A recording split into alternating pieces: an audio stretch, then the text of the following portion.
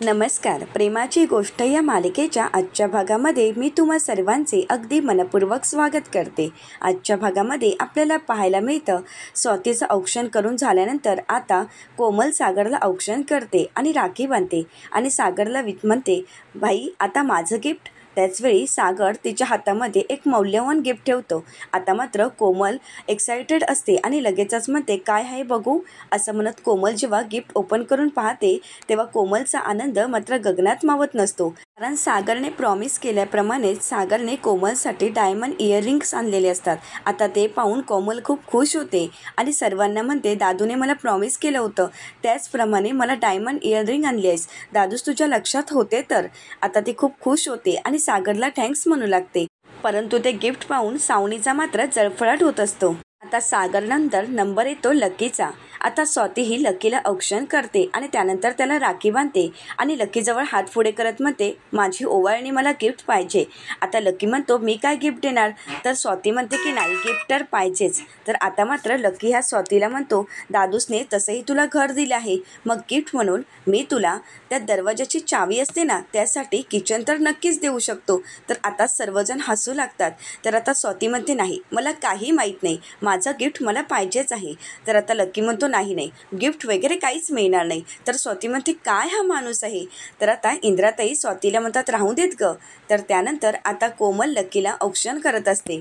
आता औक्षण करून झाल्यानंतर कोमल ही लकीला राखी तर बांधते आणि लकीला म्हणते, माझं गिफ्ट. तर लकी विचारतो, कसलं गिफ्ट. तर कोमल म्हणते, नाही गिफ्ट तर पाहिजे. तर लकी म्हणतो, दादूसने तसेही तुला डायमंड तर इयरिंग दिलेच आहेत, मग ते इयरिंग तू कुठे ठेवणार आहेस, म्हणूनच त्याच्यासाठी हा बॉक्स. असं म्हणत लकी ओवाळणी म्हणून कोमलला बॉक्स देतो. आता सर्वजण त्याच्यावर हसू लागतात.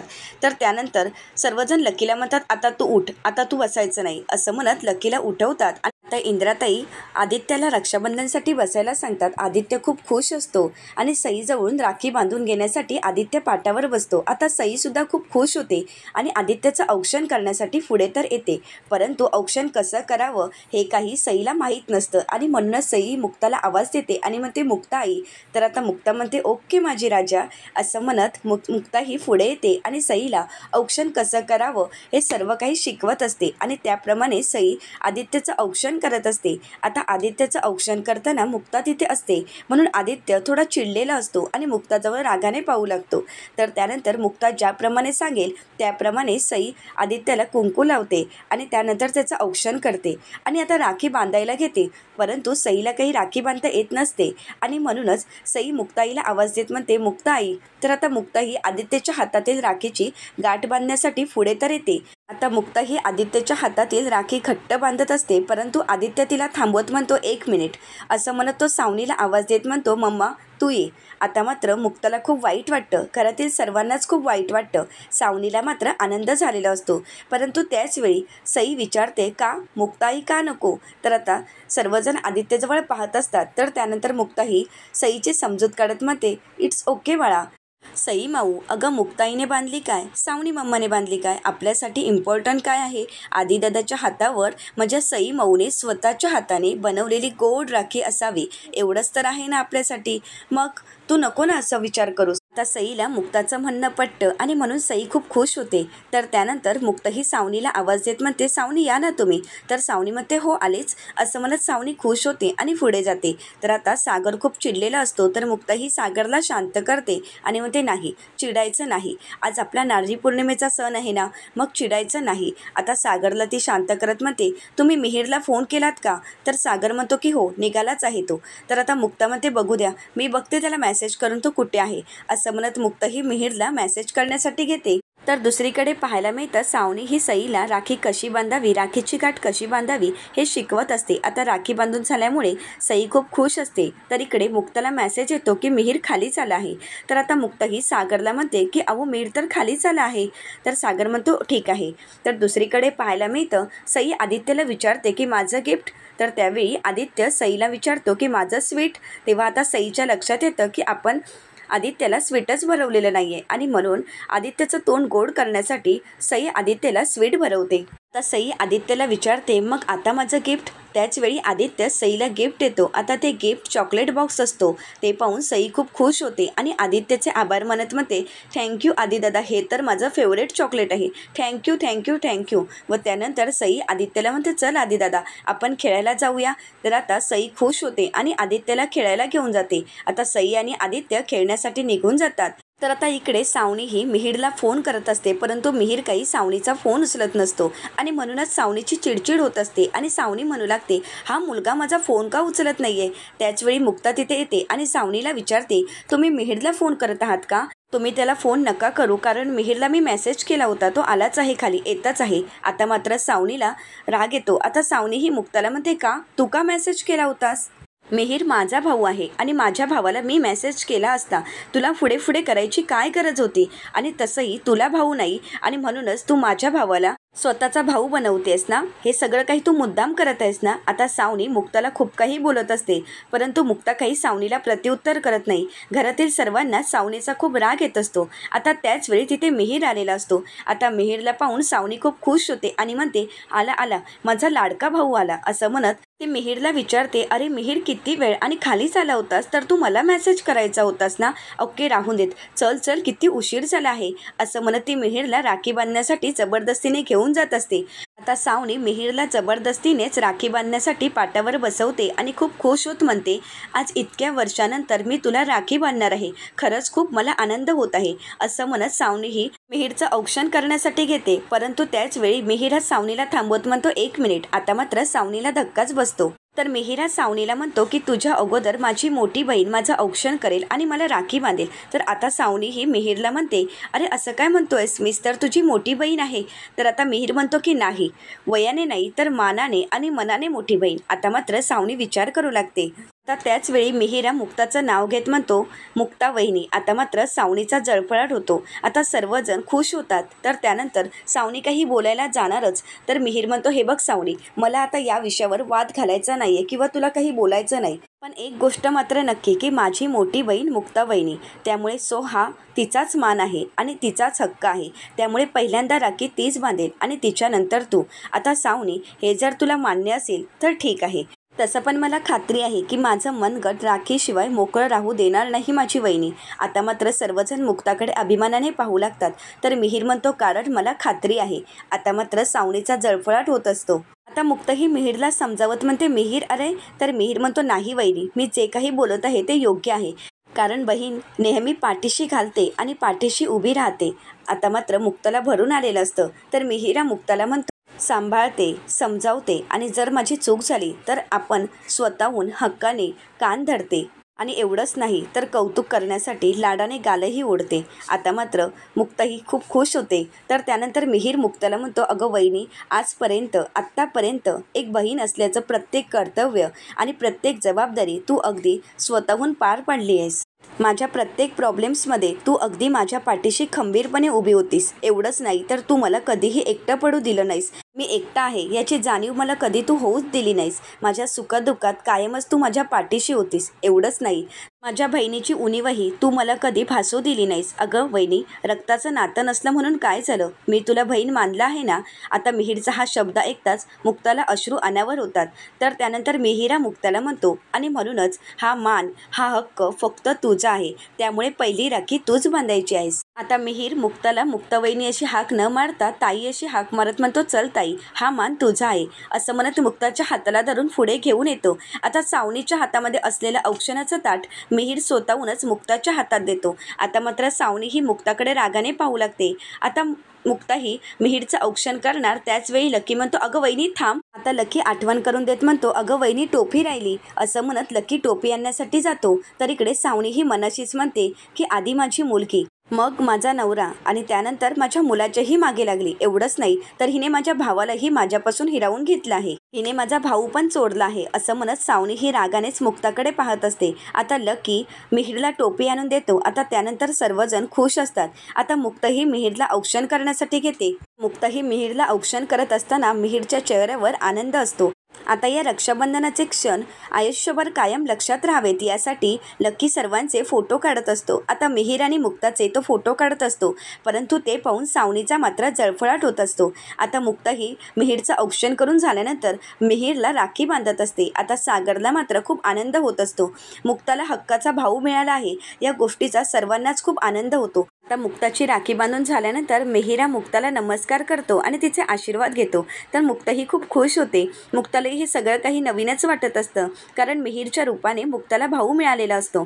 तर त्यानंतर मुक्ता ही न मागताच मिहीरने मुक्तासाठी गिफ्ट आणलेलं असतं आणि तो मुक्ताला गिफ्ट देतो. आता ते पाहून मात्र सावनीचा जळफळाट होत असतो. सावनी ही मिहीर आणि मुक्ताकडे रागाने पाहू लागते. आता मिहीर सावनीला आवाज देत म्हणतो, सावनी आता तू बांध राखी. आता सावनी ही नाईलाजाने मिहीरला राखी बांधण्यासाठी पुढे येते.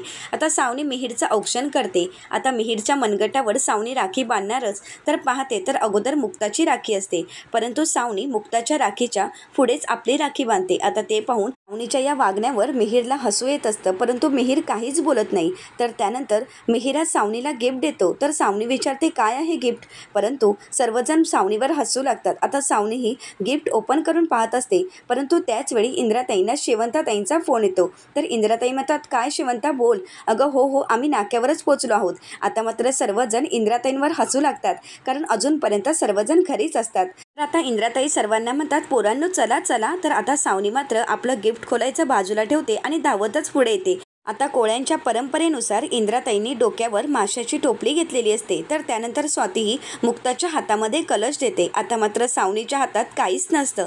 आता सर्वजण वाजत गाजत अगदी बंदरावर निघालेले असतात. आता आदित्यलाही त्यांच्यासोबत नाचायचं असतं, परंतु सावनी काही आदित्यचा हात सोडत नसते. तर आता सागरा मुक्ताला डान्स करण्यासाठी घेऊन जातो. ते पाहून आदित्यला खूप वाईट वाटत असतं. सावनी मात्र आदित्यला काही जायला देत नसते.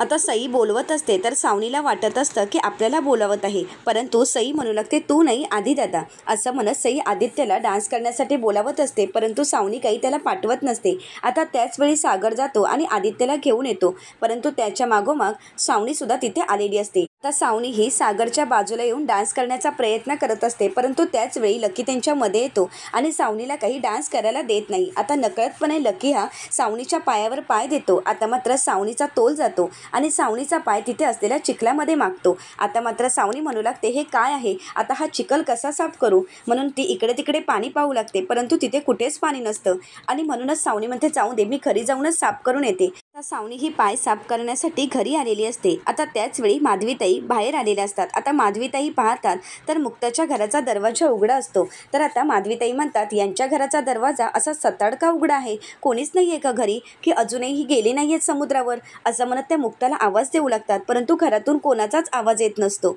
आणि म्हणूनच माधवीताई म्हणतात कोणीच तर दिसत नाहीये. आता माधवीताई इंद्राताईंना सुद्धा आवाज देऊ लागतात, परंतु घरी कोणीच नसतं. आता माधवीताई विचार करतात काय हे एवढा खुशाल कोणी दरवाजा उघडा ठेवून जातं का. ही मंडळी खुशाल दरवाजा उघडा ठेवून समुद्रावरच गेली असणार.